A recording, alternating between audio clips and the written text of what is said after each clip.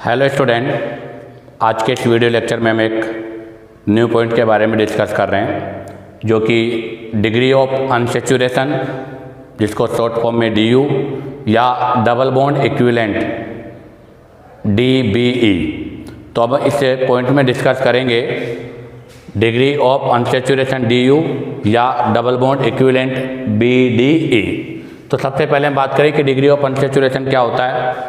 तो इसकी simple short definition है removal of hydrogen atom. Hydrogen atom के रिमूव करने की जो टेंडेंसी, जो नेचर है, उसे ही हम डिग्री ऑफ अनसैचुरेशन कहते हैं। अब हम यहाँ से डिग्री ऑफ अनसैचुरेशन के बारे में स्टडी करते हैं कि डिग्री ऑफ अनसैचुरेशन कैसे आइडेंटिफाई किया जाता है। तो इसके लिए मैंने सबसे फर्स्ट क्या किया, एक स्ट्रक्चर ड्रॉ किया है।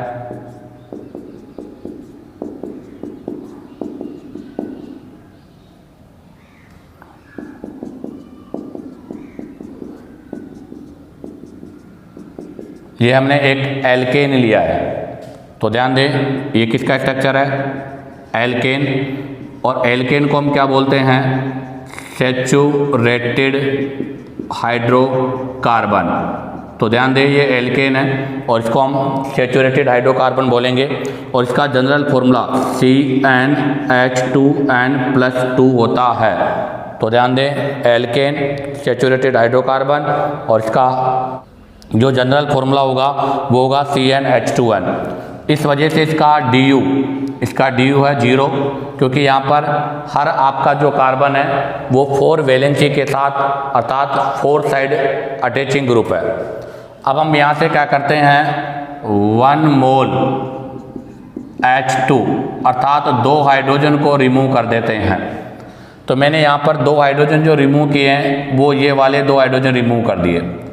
अगर मैं ये 2 हाइड्रोजन को रिमूव कर दूंगा तो यहाँ से जो आपके पास नेक्स्ट कंडीशन जो ऑब्टेन होगी वो कंडीशन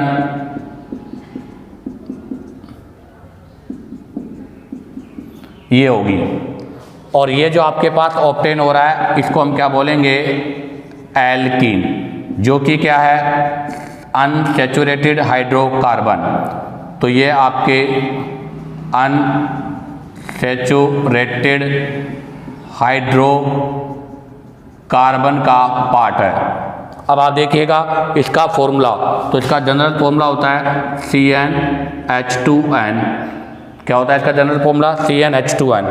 अब आप देखिएगा इसके मतलब एल्केन से हमने जो एल्कीन का फॉर्मेशन किया है उसके लिए 1 मोल H2 को रिमूव किया है, अर्थात 1 हाइड्रोजन रिमूव किया है। और 1 हाइड्रोजन रिमूव करने का मतलब इसका DU कितना हो जाएगा, 1।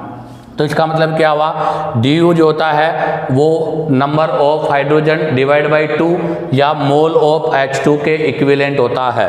अब हम क्या करेंगे, नेक्स्ट कंडीशन में यहाँ से 1 मोल ऑफ H2 और रिमूव कर देंगे, अर्थात 2 हाइड्रोजन। अब के बार मैंने जो 2 हाइड्रोजन रिमूव किए हैं वो ये 2 हाइड्रोजन रिमूव कर दिए। अगर ये 2 हाइड्रोजन हम रिमूव करेंगे तो हमारे पास जो नेक्स्ट कॉन्फ़िगरेशन ऑब्टेन होगा वो कॉन्फ़िगरेशन ये होगा, इसको बोला जाता है एल्काइन। और आप देखिएगा ये भी कौन सा है, अनसैचुरेटेड हाइड्रोकार्बन है, अर्थात इसको भी हम अनसैचुरेटेड हाइड्रोकार्बन ही बोलते हैं। और इसका जो जनरल फॉर्मूला होगा वो होगा CnH2n-2 और इसका DU। तो अब आप जरा देखिएगा, एल्केन के DU 0 था, एल्केन से एल्काइन फॉर्मेशन के लिए, अर्थात यहाँ से यहाँ तक इसके फॉर्मेशन के लिए हमने 2 मोल ऑफ H2 अर्थात 4 हाइड्रोजन को रिमूव किया है। तो इसका मतलब इसका DU कितना हो जाएगा, 2। तो एल्काइन का DU कितना होता है, 2 होता है। अब हम नेक्स्ट पॉइंट में डिस्कस करें। तो अभी देखिएगा हमने 2 H2 यहाँ से रिमूव किए थे। तो यहाँ से एक पॉसिबिलिटी ये हो रहा है कि अगर हम H2 यहाँ से रिमूव न करके ये H2 यहाँ से रिमूव कर दिया जाए, अर्थात ये H2 रिमूव कर दिया जाए। अगर ये H2 रिमूव कर दिया जाए तो आपके पास जो नेक्स्ट फॉर्म ऑब्टेन होगा वो फॉर्म ये होगा कि यहाँ भी डबल बॉन्ड हो जाएगा और इस वाले कार्बन पर भी क्या हो जाएगा, डबल बॉन्ड हो जाएगा। तो इसको बोला जाता है एल्काडाइन। तो हमारे पास यहाँ से जो कॉन्फ़िगरेशन ऑब्टेन होगा उसको बोला जाएगा एल्काडाइन। और एल्काडाइन का फॉर्मूला भी यही रहेगा क्या, तो इसका जनरल फॉर्मूला भी CnH2n-2 के इक्वल है। तो इसका DU भी कितना हो जाएगा, 2। तो यहाँ पर एल्काडाइन का जो DU है वो भी किसके इक्विवेलेंट है, 2 के इक्विवेलेंट है। जो किस प्रकार से फॉर्मेट होगा, वही 1 मोल ऑफ H2 अर्थात 2 हाइड्रोजन को रिमूव करने से फॉर्मेट होगा। अब हम क्या करते हैं, अभी हमने एल्केन से एल्कीन बनाया, फिर एल्कीन से एल्काइन का फॉर्मेशन किया, और हमने एल्कीन से एल्काडाइन का फॉर्मेशन किया। अब आप देखो इन दोनों के फॉर्मेशन के लिए यहाँ से 4H हाइड्रोजन रिमूव हो रहे हैं, इसलिए इन दोनों का DU 2 होगा। और इसके फॉर्मेशन के लिए 1 मोल या 2 हाइड्रोजन रिमूव हो रहे हैं, इसलिए इसका DU 1 होगा। अब आप देखिएगा इसमें जब मैंने यहाँ पर 2 हाइड्रोजन को रिमूव किया वो एडजुसेंट पोजीशन से था। कहाँ से था ये एडजुसेंट पोजीशन से था। लेकिन मैं अगर यहाँ पर हाइड्रोजन टर्मिनल एंड से हटा दूँ, अर्थात ये टर्मिनल एंड वाले हाइड्रोजन जो है, टर्मिनल कार्बन के हाइड्रोजन मैंने रिमूव कर दिए, तो यहाँ पर मैं लिख रहा हूँ 1 मोल ऑफ H2 अर्थात वही 2 हाइड्रोजन रिमूव करूँगा, और वो भी कौन से, टर्मिनल एंड वाले। अगर मैं यहाँ से टर्मिनल एंड वाले हाइड्रोजन को रिमूव करूँगा तो मेरे पास जो नेक्स्ट कॉन्फ़िगरेशन होगा वो कॉन्फ़िगरेशन इस प्रकार से ऑब्टेन होगा।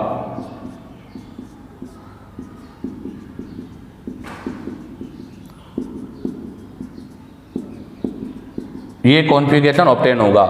इसका नाम क्या होगा, तो इसको बोला जाता है साइक्लोएल्केन।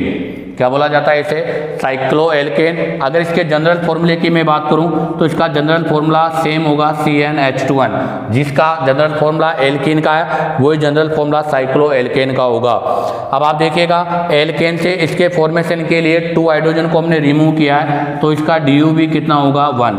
तो यहाँ पर भी इसका DU कितना है, 1 है। अब हम नेक्स्ट कंडीशन में यहाँ से फिर 1 मोल हाइड्रोजन को रिमूव करते हैं। तो मैंने यहाँ से 1 मोल ऑफ H2 रिमूव किया है, तो हम यहाँ से 1 मोल ऑफ H2 को रिमूव कर रहे हैं। तो यहाँ से 1 मोल ऑफ H2 को रिमूव करने के 2 वे होंगे। मैंने सबसे पहले जो H2 रिमूव किया है वो एडजुसेंट कार्बन से किया है, अर्थात पहली हमारी जो कंडीशन है वो कहाँ पर है, एडजुसेंट कार्बन से, अर्थात 2 कार्बन जो पास पास में है वहाँ से मैंने इसको हटाया है। अगर मैं यहाँ से इसको हाइड्रोजन को रिमूव करूँगा तो हमारे पास ये फॉर्म ऑब्टेन होगी, और इसको बोला जाता है साइक्लोएल्कीन। क्या बोला जाएगा इसे, साइक्लोएल्कीन। और जो साइक्लोएल्कीन है इसका जनरल फॉर्मूला CnH2n-2 अर्थात एल्काइन के सिमिलर होगा। तो ध्यान दें इसका जो जनरल फॉर्मूला होगा वो किसके सिमिलर होगा, एल्काइन के सिमिलर होगा। तो इसका मतलब इसका DU भी कितना ऑब्टेन होगा, 2। तो यहाँ इसका DU भी कितना ऑब्टेन हो रहा है, 2 ऑब्टेन हो रहा है।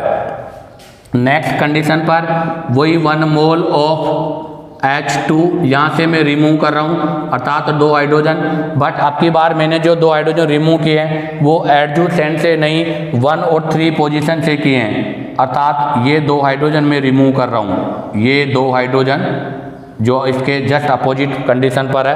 तो अगर मैं इन 2 हाइड्रोजन को रिमूव करूँगा तो मेरे पास यहाँ से जो कॉन्फ़िगरेशन ऑब्टेन होगा वो ये होगा, अर्थात अब की बार हमारे पास यहाँ से बाईसाइक्लो कंपाउंड का फॉर्मेशन होगा, और बाईसाइक्लो कंपाउंड का फॉर्मूला भी CnH2n-2 के सिमिलर होगा। तो इसका DU भी कितना होगा, 2 होगा।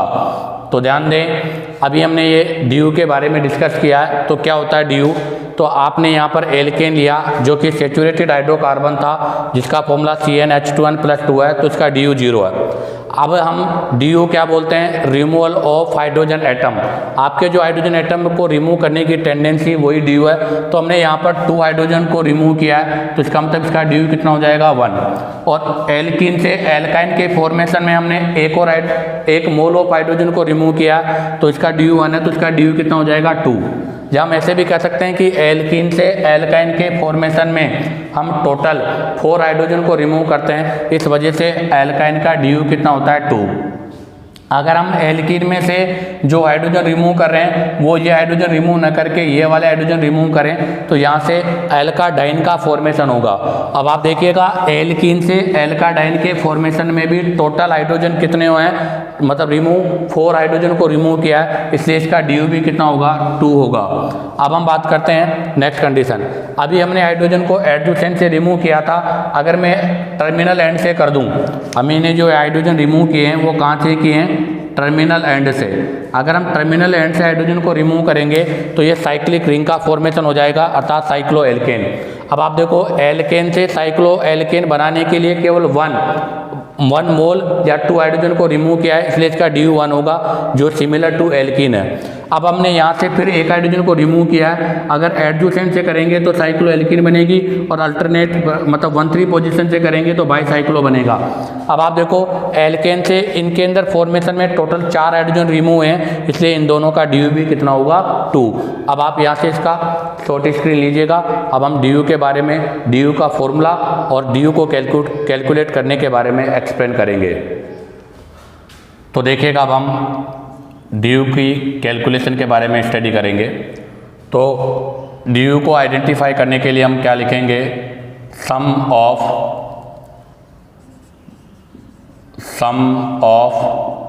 Number of pi bond and ring.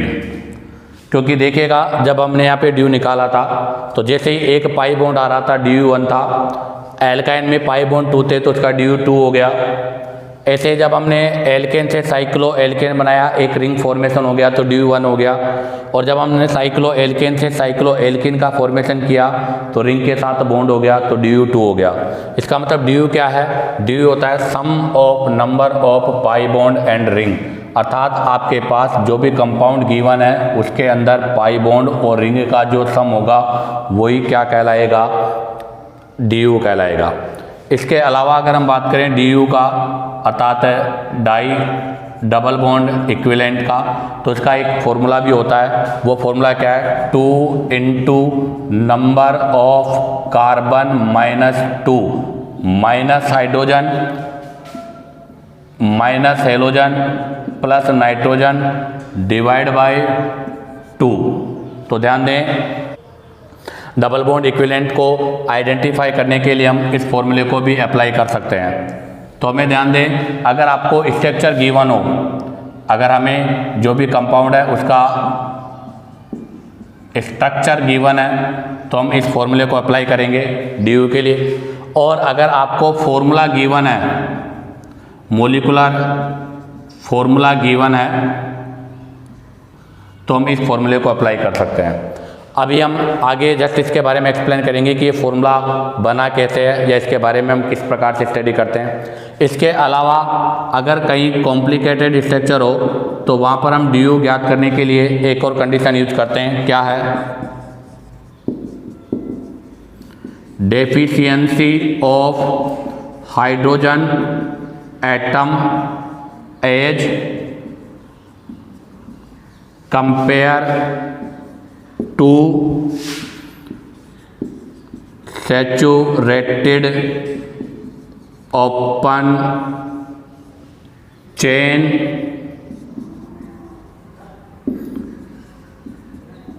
Alkanes. ध्यान दें अगर हमें bond double bond equivalent identify करना है तो उसके लिए एक फॉर्मूला और हम अप्लाई करेंगे, क्या, deficiency of hydrogen atom, deficiency of hydrogen atom as compare to saturated open chain alkane, अर्थात आपके एल्केन की जो ओपन चेन है, अर्थात सैचुरेटेड कार्बन की जो ओपन चेन है उस ओपन चेन में जितने हाइड्रोजन की कमी है या जितने हाइड्रोजन की डेफिशिएंसी है उसको डिवाइड कर देते हैं 2 से, वो भी किसके इक्वल टू होता है, बॉन्ड डबल बॉन्ड इक्विवेलेंट के इक्वल टू होता है। अब हम यहाँ से बॉन्ड डबल बॉन्ड इक्विवेलेंट को आइडेंटिफाई करने के लिए 3 टाइप की कंडीशन यूज कर सकते हैं, अर्थात 3 टाइप के फॉर्मूले हम अप्लाई कर सकते हैं। First, sum of number of pi bond and ring. Second, 2 multiply by number of carbon -2 minus hydrogen minus halogen plus n divide by 2। या फिर हम कर सकते हैं BD equal to deficiency of hydrogen atom as compare to saturated open chain alkane divide by 2। अब आप इसका यहाँ से स्क्रीनशॉट लीजिएगा। अब हम DU के बारे में नेक्स्ट पॉइंट डिस्कस करेंगे। तो देखिएगा कंक्लूजन क्या है, DU इक्वल टू 0। अगर किसी कंपाउंड का DU 0 है तो इसका मतलब क्या होगा, इसका मतलब होगा सैचुरेटेड हाइड्रोकार्बन। आपका जो भी कंपाउंड है वो सैचुरेटेड हाइड्रोकार्बन होगा, अर्थात वो एल्केन होगा। अब हम बात करते हैं नंबर 1 कंप्लीट होता है नंबर 2। अगर नंबर 2 हम बात करें कि किसी कंपाउंड का DU 1 है तो इसका सेंस क्या है, तो DU 1 का सेंस है या तो वहाँ पर 1 पाई बॉन्ड है या फिर आपके कंपाउंड में 1 रिंग है। तो ध्यान दें DU 1 का मतलब क्या होता है, या तो 1 पाई बॉन्ड हो या 1 रिंग हो।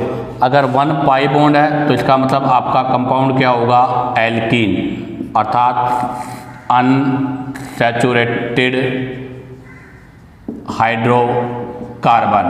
और अगर 1 रिंग होगी तो इसका मतलब आपका जो कंपाउंड होगा वो क्या होगा, साइक्लो एल्केन।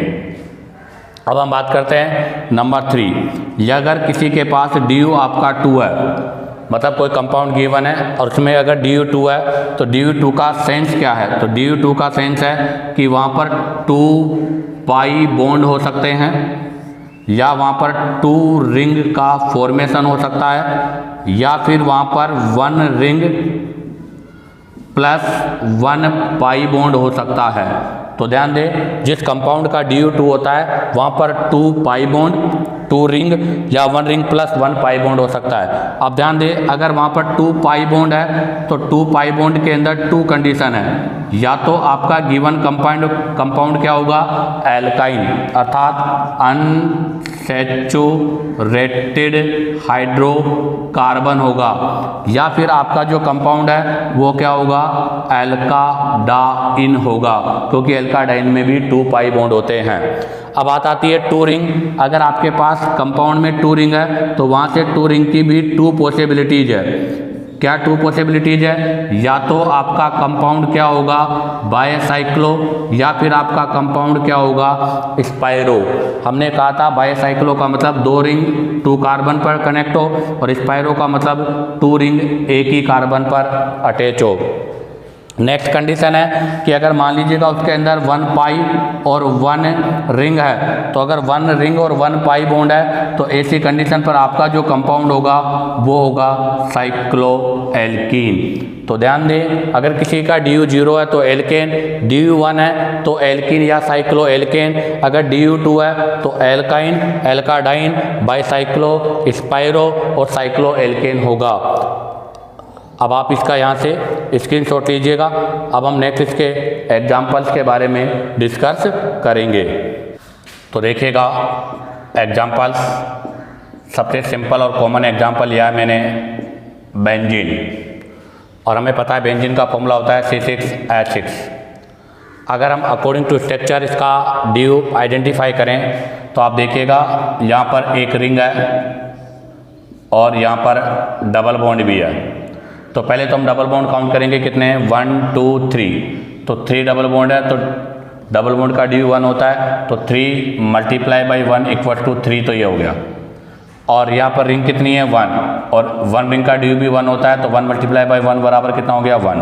तो बताओ बेंजीन का DU कितना हो गया, 4।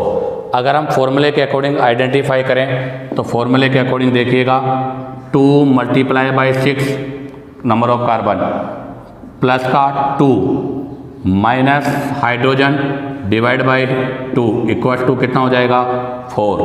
अब हम बात करते हैं एग्जाम्पल नंबर 2। एग्जाम्पल नंबर 2 में हमने नेपथलीन को यूज किया है। तो हम एग्जाम्पल नंबर 2 में फर्स्ट में हमने एग्जाम्पल लिया है बेंजीन का, सेकंड में हम एग्जाम्पल ले रहे हैं नेपथलीन का। तो आप देखिएगा ये नेपथलीन का स्ट्रक्चर है, तो हम इसका DU आइडेंटिफाई करना चाहते हैं। तो सिंपल सी बात है, इसका DU आइडेंटिफाई करने के लिए हम डायरेक्ट, तो देखो नंबर ऑफ पाई बॉन्ड, तो यहाँ पर नंबर ऑफ पाई बॉन्ड, कितने पाई बॉन्ड है, 1 2 3 4 4 5, तो यहाँ टोटल 5 पाई बॉन्ड है। उसके बाद में नंबर ऑफ रिंग, तो अब आप देखिएगा यहाँ पर नंबर ऑफ रिंग कितनी है 2, तो इसका टोटल ड्यू कितना हो जाएगा 7। तो नेपथलीन का टोटल ड्यू कितना है 7। अगर इसका हम फॉर्मूला लिखना चाहे तो फॉर्मूला भी लिख सकते हैं सी। यहाँ से काउंट करता हूँ 1 2 3 4 5 6 7 8 9 10, टोटल कितने कार्बन है 10। अब आती है बात हाइड्रोजन। हाइड्रोजन देखिएगा यहाँ पर 1 2 3 4 5 6 7 8, टोटल हाइड्रोजन कितने हैं यहाँ पर 8। अब हम अगर फॉर्मूले के अकॉर्डिंग बात करेंगे तो 2 मल्टीप्लाई बाई 10 प्लस का 2 माइनस का 8 डिवाइड बाई 2, तो कितना हो जाएगा 22 में से हम 8 को माइनस करेंगे तो ये कितना हो जाएगा 14 में 2 का डिवाइड करेंगे कितना हो जाएगा 7। और अगर हम थर्ड वाले फॉर्मूले के according B double bond equivalent, जो हमने क्या कहा था, deficiency of hydrogen atom as compare to unsaturated open alkane, तो अब आप देखिएगा यहाँ पर कार्बन कितने हैं 10, तो अगर कार्बन 10 होते तो एल्केन के फॉर्मूले के अकॉर्डिंग अर्थात CnH2n+2 फॉर्मूले के अकॉर्डिंग C10H 22, तो कितने हाइड्रोजन होने चाहिए थे 22 हाइड्रोजन होने चाहिए थे। बट आप देखिएगा यहाँ पर डिफरेंस कितना आ रहा है, यहाँ पर 10 है, यहाँ पर 8 है, यहाँ पर 22 है, तो hydrogen DBE equal to 22 minus का 8 डिवाइड बाई 2, तो 22 में से 8 गए तो कितने हो जाएंगे 14, और 14 में 2 का डिवाइड करेंगे तो कितना हो जाएगा 7। तो हम इसका PDE तीनों में से किसी भी वे में आइडेंटिफाई कर सकते हैं। अगर स्ट्रक्चर दे रखा हो तो इस तरह से, फॉर्मूला गिवन हो तो इस तरह से, या फिर हम इस तरह से भी आइडेंटिफाई कर सकते हैं। नेक्स्ट एग्जाम्पल नंबर 3 मैंने ये लिया है। अब हम इसे तो देखिएगा यहाँ पर BDE की बात करें हम तो पहले तो नंबर ऑफ पाई बॉन्ड, तो सबसे पहले हम लिखेंगे नंबर ऑफ पाई बॉन्ड, तो नंबर ऑफ पाई बॉन्ड 1 2 3, तो यहाँ नंबर ऑफ पाई बॉन्ड 3 है। उसके बाद 1 2 3 और एक यहाँ पर है, तो total number of pi bond है 4। नंबर ऑफ रिंग, अगर रिंग की बात करें तो यहाँ रिंग 2 है, तो टोटल इसका ड्यू कितना हो जाएगा 6, तो यहाँ पर इसका ड्यू है टोटल 6। अब हम बात करते हैं next example number 4। Example number 4 में मैंने ये आपका बाईसाइक्लो कंपाउंड का फॉर्मेशन किया है। अब आप बताओ इसका ड्यू क्या होगा। जैसे मैंने यहाँ पर भी डबल बॉन्ड और यहाँ डबल बॉन्ड लगा दिया, तो सबसे पहले तो हम लिखेंगे नंबर ऑफ पाई बॉन्ड, तो बताइएगा यहाँ पर नंबर ऑफ पाई बॉन्ड कितने हैं 2, और यहाँ पर नंबर ऑफ रिंग, अगर हम बात करें यहाँ पर नंबर ऑफ रिंग भी कितनी है 2, तो टोटल इसका ड्यू कितना हो जाएगा 4, तो यहाँ पर इसका ड्यू टोटल आ रहा है 4। अगर हम फॉर्मूले से आइडेंटिफाई करना चाहें तो इसका फॉर्मूला, तो पहले कार्बन काउंट करें 1 2 3 4 5 6 7 8 9 10, यहाँ पर टोटल कार्बन है 10। उसके बाद में हाइड्रोजन की बात करें तो देखो यहाँ पर एक हाइड्रोजन है 1, यहाँ पर 2 है, तो पहले हम 2 हाइड्रोजन को काउंट करते हैं 2 2 2 2, तो 1 2 3 4 तो हैं 2 वाले, तो 4 2 जा 8। उसके बाद में यहाँ पर 1 यहाँ पर 1 यहाँ पर 1 यहाँ पर 1 यहाँ पर भी 1 यहाँ पर भी 1, तो 1 2 3 4 5 6 आपके हो जाएंगे ये, तो 8 और 6 कितने हो जाएंगे 14। अब हम यहाँ पर फॉर्मूला अप्लाई करके भी DU को आइडेंटिफाई कर सकते हैं। अब आप यहाँ से इसका स्क्रीनशॉट लीजिएगा। अब हम इफेक्ट ऑफ एटम के बारे में डिस्कस करेंगे। तो देखिएगा अब हम यहाँ पर पढ़ेंगे नेक्स्ट इफेक्ट ऑफ एटम, कि जब हमने अभी फॉर्मूला लिखा तो हाइड्रोजन को -1 किया है, हेलोजन को -1 किया है, बट नाइट्रोजन को प्लस किया है, और ऑक्सीजन को हम यहाँ यूज ही नहीं कर रहे, तो हम इसका इफेक्ट पढ़ते हैं। तो सबसे पहले हम इफेक्ट पढ़ेंगे फर्स्ट फॉर मोनोवैलेंट,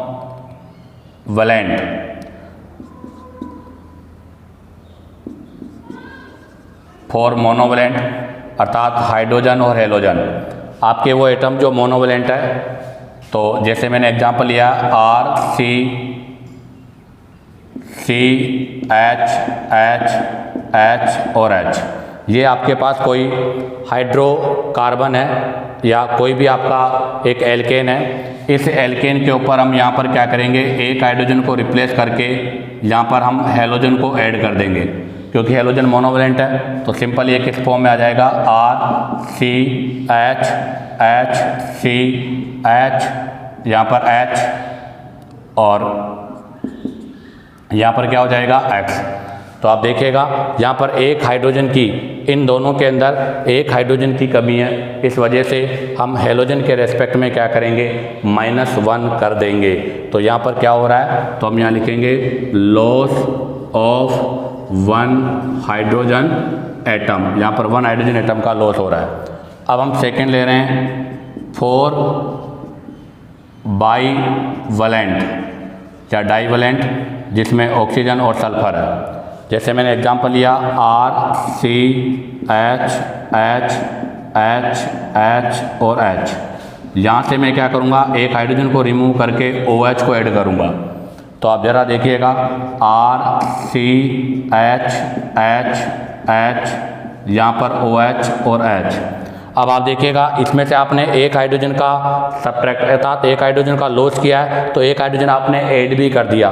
तो बताओ यहाँ पर नेट रिजल्टेंट जो रहा वो क्या रहा, 0, अर्थात यहाँ पर हाइड्रोजन का कोई भी लॉस नहीं हुआ। टोटल हाइड्रोजन इसमें और इसमें टोटल हाइड्रोजन सेम है, इसलिए बाईवैलेंट जो होते हैं वो DU को कभी भी इफेक्टेड नहीं करते।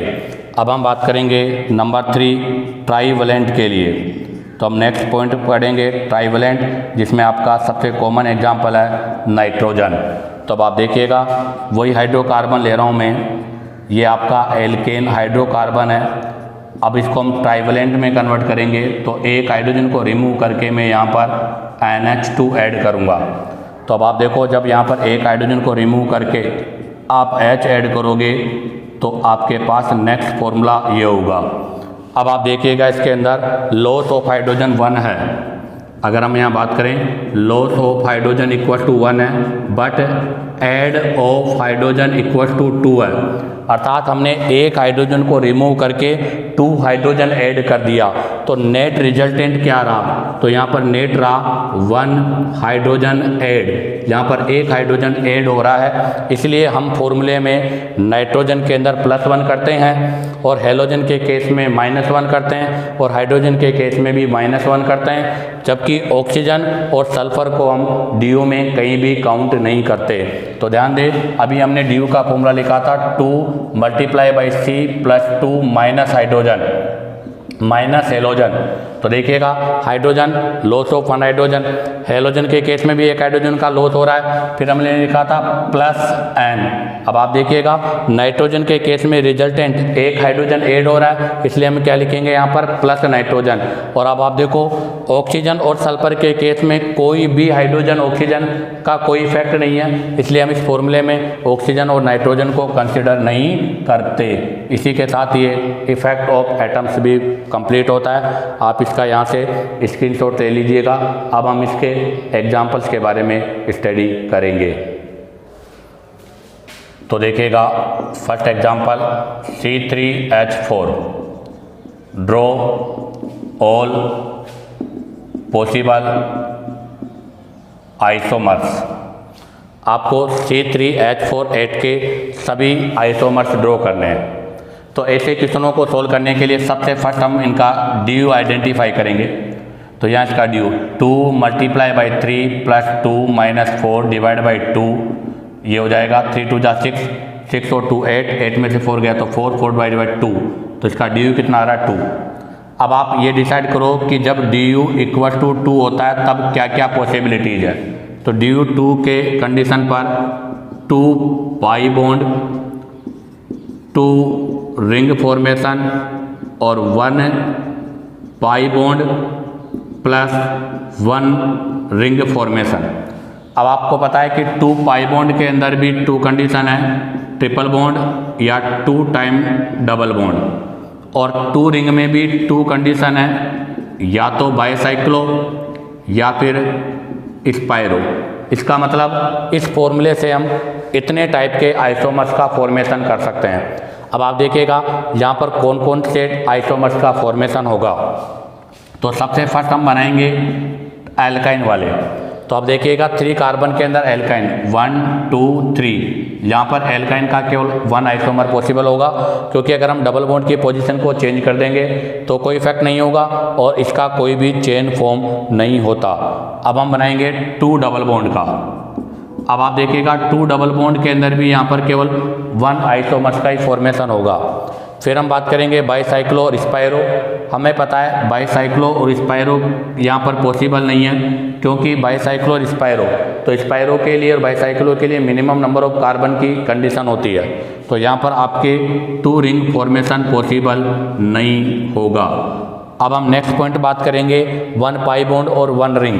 हाँ, यहाँ पर 1 पाई बॉन्ड और 1 रिंग का फॉर्मेशन होगा, तो यहाँ पर 1 पाई बॉन्ड और 1 रिंग के अंदर साइक्लो एल्कीन का फॉर्मेशन होगा। अब हम नेक्स्ट एग्जाम्पल के बारे में डिस्कस करेंगे। तो देखिएगा क्वेश्चन नंबर 2 है C5H8, draw all cyclic and acyclic isomers. तो हमारा फर्स्ट है, सेकंड क्वेश्चन है कि C5H8 के आपको सभी साइक्लिक और असाइक्लिक आइसोमर्स जो हैं उनको ड्रॉ करना है। तो सबसे फर्स्ट हम इसका ड्यू आइडेंटिफाई करेंगे। तो इसका due 2 multiply by 5 plus 2 minus का 8 डिवाइड बाई 2, तो 5 2 जा 10 12, इसका ड्यू हो जाएगा 2। अब हमें पता है कि 2 आपका ड्यू होने पर क्या क्या कंडीशन है। तो देखिएगा हम ड्यू इक्वल टू 2 रखेंगे, तो ड्यू इक्वल टू 2 रखने पर हमारे पास फर्स्ट कंडीशन है 2 पाई बॉन्ड, और 2 पाई बॉन्ड में भी 2 कंडीशन है, एल्काइन और सेकंड है एल्काडाइन। और ये जो आपके आइसोमर्स होंगे, ये आइसोमर्स होंगे आपके असाइक्लिक। अब हम बात करते हैं सेकंड 2 रिंग। अगर हम 2 रिंग की बात करें तो 2 रिंग में भी 2 फॉर्म होगी, एक होगा बाईसाइक्लो और एक होगा स्पायरो, और ये कौन सी फॉर्म होगी, साइक्लिक। और नेक्स्ट इसमें एक होगा 1 रिंग प्लस 1 पाई बॉन्ड, तो 1 रिंग प्लस 1 पाई बॉन्ड, इसके अंदर कौन सी फॉर्म होगी, साइक्लो एल्केन। और आपका जो साइक्लो एल्केन होगा वो भी किसका पार्ट होगा, साइक्लिक कंपाउंड का पार्ट होगा। तो इसका मतलब असाइक्लिक आइसोमर्स के लिए तो हमें एल्काइन और एल्काडाइन का फॉर्मेशन करना होगा, और साइक्लिक आइसोमर्स के लिए बाईसाइक्लो, स्पायरो और साइक्लो एल्केन का फॉर्मेशन करना होगा। तो अब हम सबसे पहले स्टार्ट करते हैं असाइक्लिक आइसोमर्स। तो फर्स्ट में यहाँ पर असाइक्लिक आइसोमर्स का फॉर्मेशन कर रहा हूँ। अब असाइक्लिक आइसोमर्स में सबसे फर्स्ट है एल्काइन, तो 5 कार्बन का चेन, तो हमने ये 5 कार्बन का चेन लिया है। अब आप देखिएगा 5 कार्बन के चेन में ट्रिपल बॉन्ड कहाँ कहाँ पॉसिबल है, तो एक तो ट्रिपल बॉन्ड यहाँ पर पॉसिबल है और एक ट्रिपल बॉन्ड इसके नेक्स्ट वाले कार्बन पर, अर्थात एन फॉर्म में 2 ट्रिपल बॉन्ड की पॉसिबिलिटी है। और ये दोनों जो होंगे वो एक दूसरे के पोजीशन आइसोमर होंगे, क्योंकि यहाँ पर ट्रिपल बॉन्ड की पोजीशन डिफरेंट है। हाँ, अब हम बात करेंगे नेक्स्ट नंबर 3। नंबर 3 में अब हम इसका आइसोफॉर्म बनाएंगे। ये आइसोफॉर्म हो गया, क्योंकि पेंटेन 5 कार्बन की 3 फॉर्म है, एन, आइसो और नियो। तो अब हम इसकी यहाँ से आइसोफॉर्म बनाएंगे। अब इसके आइसोफॉर्म में यहाँ पर ट्रिपल बॉन्ड होगा। अब आप देखो ये ट्रिपल बॉन्ड यहाँ पर भी पॉसिबल नहीं है और यहाँ पर भी पॉसिबल नहीं है, तो इसका मतलब इसकी आइसो में केवल एक ही फॉर्म होगी, दूसरी फॉर्म पॉसिबल नहीं है। अब हम बात करें नियो, तो नियो में भी इसका ट्रिपल बॉन्ड फॉर्म पॉसिबल नहीं होगा। तो बताइएगा एल्काइन के टोटल कितने आइसोमर्स का फॉर्मेशन हुआ, 3। तो यहाँ पर एल्काइन के टोटल 3 आइसोमर्स का फॉर्मेशन होगा। अब आप देखिएगा इस वाले को हम बोलते हैं टर्मिनल एल्काइन, क्योंकि आपका जो ट्रिपल बॉन्ड है वो कोने पर है, तो टर्मिनल एल्काइन। इस वाले के अंदर बीच में है, तो इसको क्या बोलेंगे, नॉन टर्मिनल एल्काइन।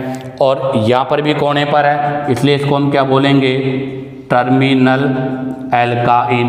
तो अब एग्जामिनर आपसे ये भी पूछ सकता है कि बताओ C5H8 में कितने टर्मिनल एल्काइन का फॉर्मेशन होगा। तो यहाँ पर टर्मिनल एल्काइन होंगे 2 और नॉन टर्मिनल एल्काइन होगा 1। अब हम एल्काडाइन का फॉर्मेशन करते हैं। तो नंबर 4 में हम एल्काडाइन, तो सबसे पहले हम एन फॉर्म बनाएंगे, ये एन फॉर्म हो गई। अब इस एन फॉर्म में डबल बॉन्ड सबसे फर्स्ट हम एडजेसेंट यहाँ रखेंगे, उसके बाद में इस डबल बॉन्ड की पोजीशन को चेंज करेंगे, यहाँ पर होगा। उसके बाद फिर इसकी पोजीशन को हम अगेन चेंज करेंगे, यहाँ पर होगा। अब आप देखिएगा इसके आगे हम डबल बॉन्ड की पोजीशन को चेंज नहीं कर सकते। ये आपकी जो डबल बॉन्ड है वो कौन सी है, क्यूम्यूलेटेड डाइन है। ये आपकी डाइन कौन सी है, पाई सिग्मा पाई, ये आपका कॉन्जुगेटेड डाइन है। और ये कौन सा है, पाई सिग्मा सिग्मा पाई, अर्थात ये टर्मिनल एंड पर है, तो इसको हम क्या बोलेंगे, आइसोलेटेड डाइन बोलेंगे। अब आप देखिएगा ये इसके बाद नेक्स्ट कंडीशन में हम डबल बॉन्ड को बीच वाले कार्बन पर एडजस्ट करेंगे, तो डबल बॉन्ड आपका यहाँ हो जाएगा। ये कौन सा हो जाएगा, क्यूमुलेटेड, तो ये क्यूमुलेटेड हो गया। अब हम नेक्स्ट में डबल बॉन्ड की पोजीशन को चेंज नहीं कर सकते, तो ये भी एन फॉर्म थी, अब हम इसकी आइसो फॉर्म यूज करते हैं, तो ये इसका आइसो फॉर्म हो गया।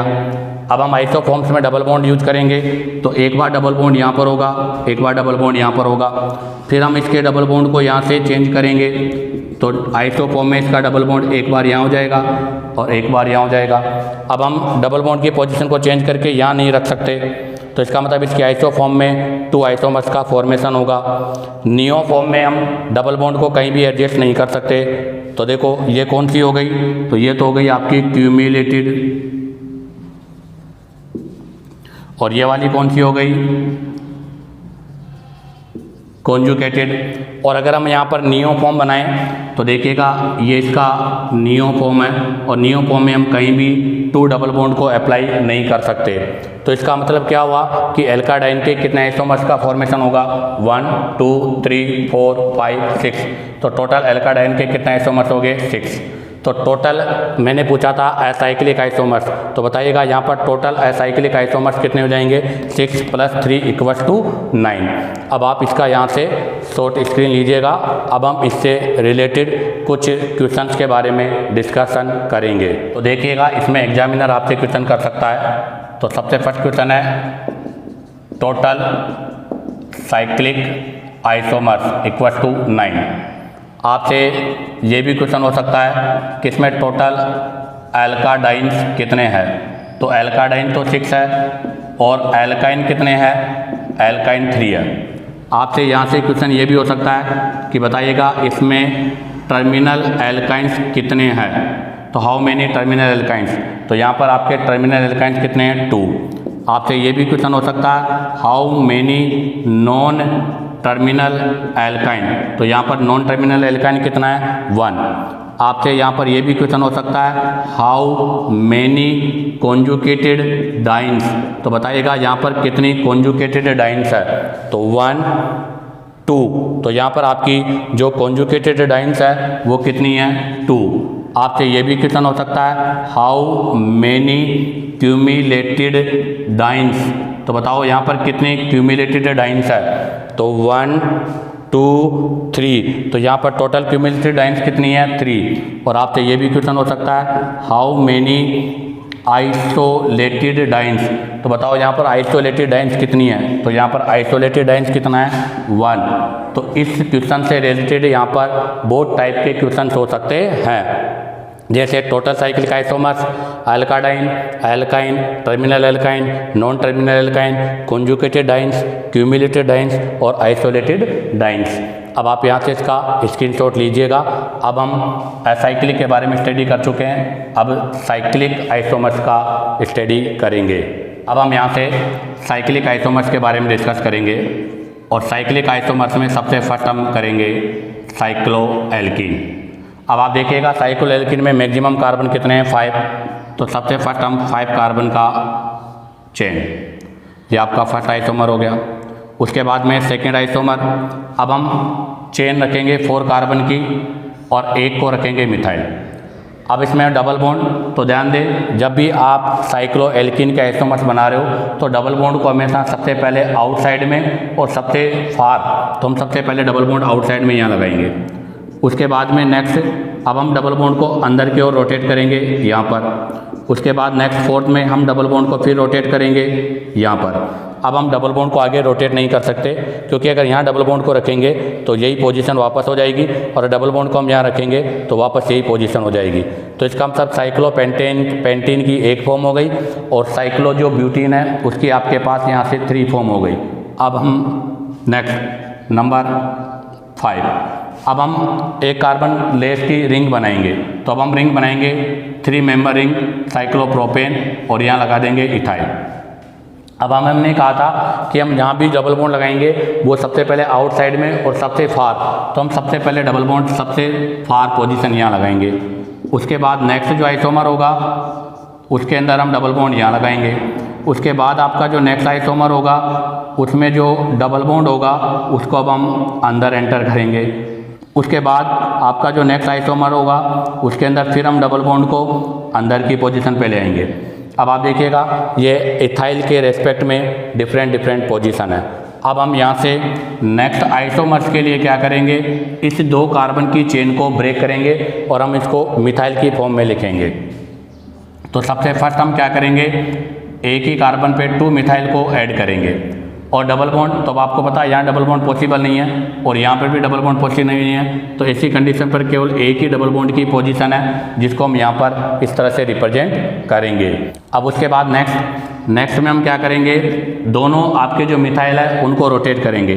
तो हमने दोनों मिथाइल को अलग अलग कार्बन पे रखा, तो एक बार हम डबल बॉन्ड बार वाले मिथाइल पे रखेंगे। उसके बाद नेक्स्ट वाले में हम क्या करेंगे, आपके जो मिथाइल है उसकी पोजीशन को चेंज कर देंगे, मतलब आपके जो बॉन्ड है उसकी पोजीशन को चेंज कर देंगे। और नेक्स्ट जो है उसमें फिर हम डबल बॉन्ड की जो पोजीशन है उसको चेंज कर देंगे। तो इस तरह से आपके पास ये टोटल 12 आइसोमर्स का फॉर्मेशन होगा। तो यहाँ पर साइक्लो एल्कीन के टोटल कितना आइसोमर्स का फॉर्मेशन होगा, 12। अब हम डिस्कस करेंगे बी, बायसाइक्लो और स्पायरो। तो हम सबसे पहले बनाएंगे बायसाइक्लो। तो अब आप देखो बायसाइक्लो में टोटल 5 कार्बन लेने, तो टोटल 5 कार्बन के लिए हम सबसे फर्स्ट जो लेंगे उसके अंदर 4 मेंबर रिंग पर 3 मेंबर रिंग ऐड करेंगे। तो 1 2 3 4 5। उसके बाद सेकंड में हम क्या करेंगे, बोथ साइड 3 मेंबर रिंग लेंगे। ये बोथ साइड 3 मेंबर 1 2 3 4, बट एक मिथाइल हो गया तो इस मिथाइल को सबसे पहले हम यहाँ पर यूज करेंगे।